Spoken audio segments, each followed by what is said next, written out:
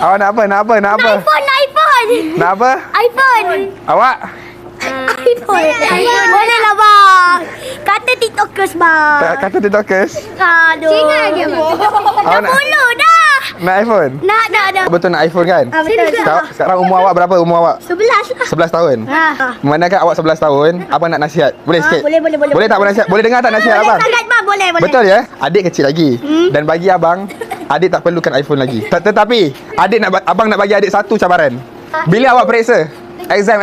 Pertengahan tahun dengan last tahun. Pertengahan tahun dengan? Last tahun. Last tahun? Akhir tahun? Okey, adik punya exam pertengahan tahun. Abang nak tahu, kalau adik boleh dapat 5A, abang bagi adik iPhone.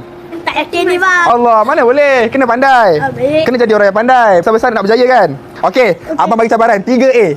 Kalau adik dapat 3A, nanti abang datang depan rumah adik, abang bagi adik iPhone. Boleh? Abang janji? Boleh. Boleh eh? Boleh.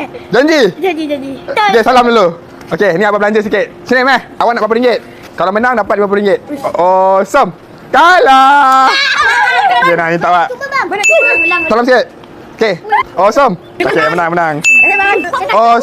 Awesome. Budak kecil sekarang dah pandai Lain betul dengan kita dulu Awesome. Nah. Awak pula. Awesome. Nah. Jangan lari. Awesome. Okey, kita baik dulu. Okey, betul. Dapat duit lari. Laju budak-budak. Beza betul budak sekarang zaman dulu Masya Allah.